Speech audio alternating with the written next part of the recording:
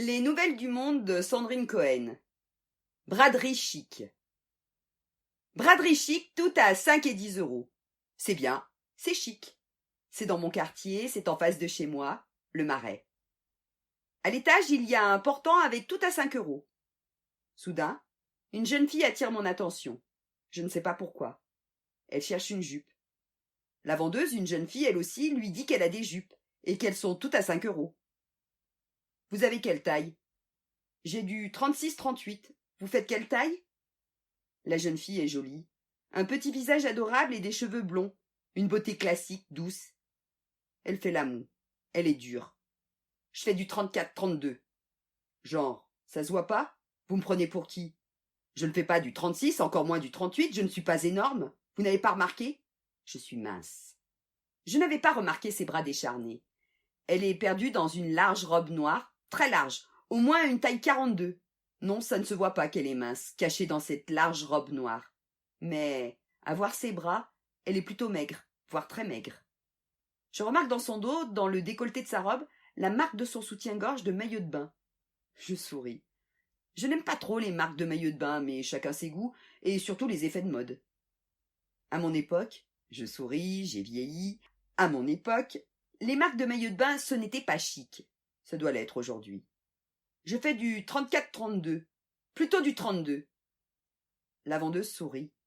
Elle, on voit qu'elle est mince, moulée dans son jean et son t-shirt. Essayez, elle taille petit. Elle sourit, triomphante. Elle se tourne légèrement fière. Je sais, je n'ai pas de fesses. Je n'ai pas de fesses? Comme un triomphe? Alors, c'est chic de ne pas avoir de fesses?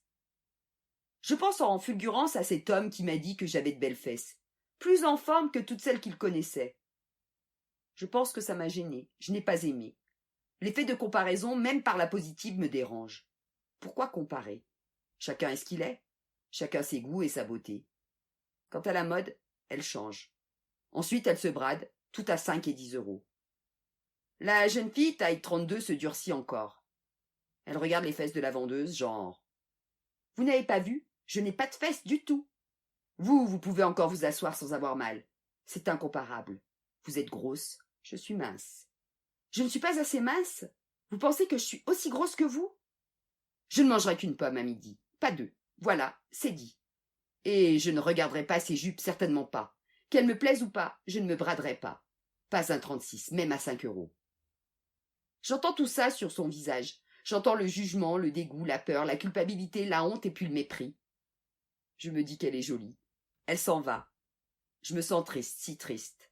Je la regarde partir, si jolie dans sa robe large et sans forme, noire, avec ses jambes comme des allumettes qui dépassent, ses grosses chaussures lourdes aux pieds. Elle est un poids plume, elle semble peser une tonne.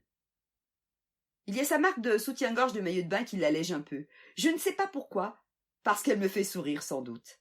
Elle fait comme un sourire dans son dos. Je me dis tout ça pendant qu'elle s'éloigne, et je me dis aussi qu'elle doit être jeune. Quel âge a-t-elle? Je pense à ça. Je pense à ça et je me demande quelle est cette société qui fait que les jolies jeunes filles veulent disparaître dans leur taille 32 et de larges robes noires. Je me demande ce que vaut la beauté réduite à des fesses, taille 36, qui n'existe pas. Je pense à ça. Je pense à cette vision du corps morcelé, sous-pesé, palpé, évalué, bradé pour 5 ou 10 euros. Je pense que le corps est devenu un objet de consommation. Il doit disparaître, se contorsionner, se sacrifier, se conformer à des modes éphémères. Et si ça ne va pas, il est méprisé, jeté, implanté, transformé, soumis pour beaucoup plus cher à coups de silicone et d'injections, de régime et de sport. Mon corps est à moi. Mon objet, je te veux, je te hais. Je pense à ça en voyant la jolie jeune fille s'éloigner. Je suis triste. Je pense à mes fesses. Grosses? Pas grosses? Musclées? Je ne sais pas, je m'en fous. Ce sont mes fesses à moi. Je ne me suis pas toujours aimée, j'ai appris. J'ai compris. Je sais que la beauté est le regard, l'amour qu'on porte sur soi, sur les autres. Je pense à mes amies qui comptent leurs kilos et leurs rides. Elles comptent, évaluent, soupèsent leurs kilos, leurs rides, leurs paupières et leurs seins qui tombent. Elles sont belles, elles se bradent. Dans leur miroir, elles ne valent pas plus de 5 ou 10 euros. Je pense au fait qu'avant Kate Moss, j'étais très mince. Je pense à mes jolis seins, pas si petits mais pas gros non plus. Ce sont les miens et je les aime bien. Je pense qu'après Kate Moss, je suis devenue grosse. Je pense à mes fesses. Je suis cambrée. Calipige. C'est comme ça, je n'ai pas choisi, c'est ma morphologie, un reste de l'Égypte de ma mère, et c'est très bien ainsi. Je pense à mes rides que j'ai découvertes le jour où une amie bien intentionnée me l'a dit. Je pense à mon amie si belle, à qui un homme a dit qu'elle était belle, ce qui est la vérité, et qui a été touché. Ça devait être vrai, puisqu'elle n'était pas maquillée. Je pense que je ne me maquille jamais ou très peu. J'ai envie de me reconnaître le matin et de me trouver belle ou pas. C'est juste moi. Je pense à cette amie qui m'a dit que j'avais un visage particulier. Mais c'est quoi particulier? Par rapport à quelle norme, quelle mode, quels critères? Cette amie a un visage ovale, le visage d'une femme du tableau d'Ingres, les formes en moins. Elle fait une taille 34-32. L'odalisque est-elle trop grosse? Les prostituées d'Egon Schiele sont-elles trop particulières? Le nez de Cléopâtre a changé le monde. Était-il trop grand ou trop petit? Je pense à ça. La jeune fille continue de regarder les portants sans les voir. Elle a bien compris qu'ici, rien n'était à sa taille. Ici, on brade. Elle ne se brade pas. Elle se donne. Elle s'offre au diktat d'une société qui évalue, soupèse, juge les femmes à l'aune de la perfection. Un idéal de perfection. Une perfection illusoire, sans forme, ou juste là où il faut. Sans rides, sans poils et sans odeur. Je pense à mon amie qui s'est fait refaire les seins 3 fois et ce n'est pas fini. La même qui m'a dit que je devrais me faire refaire les dents.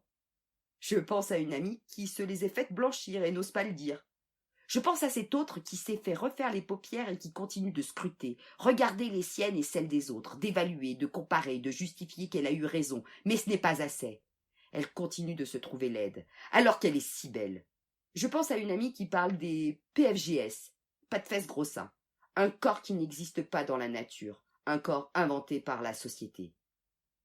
Je pense que les hommes sont eux aussi de plus en plus soumis.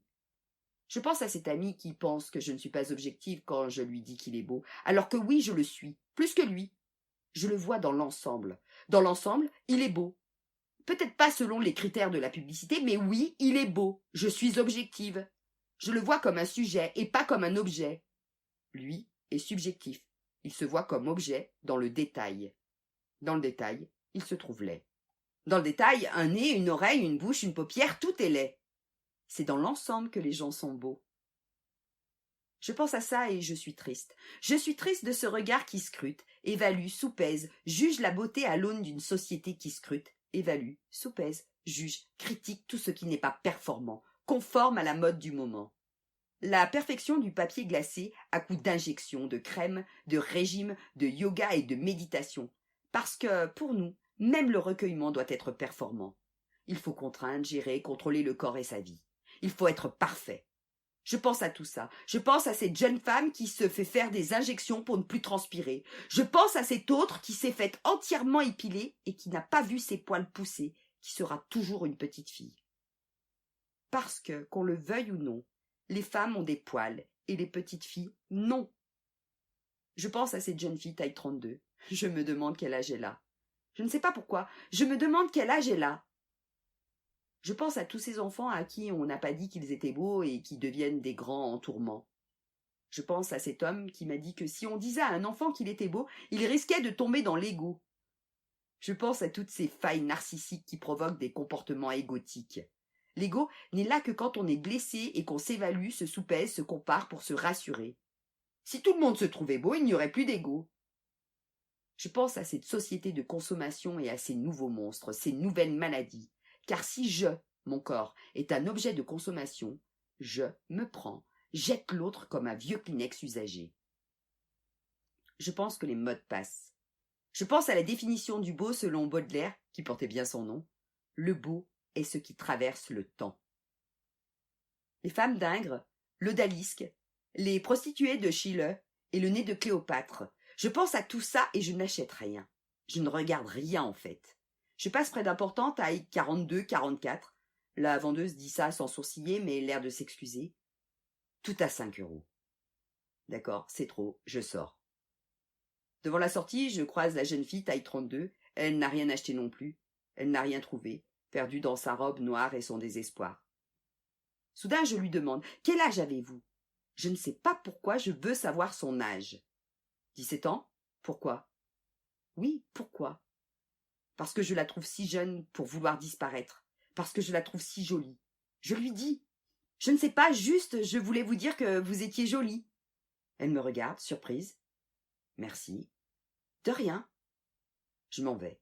Je n'aime pas les braderies.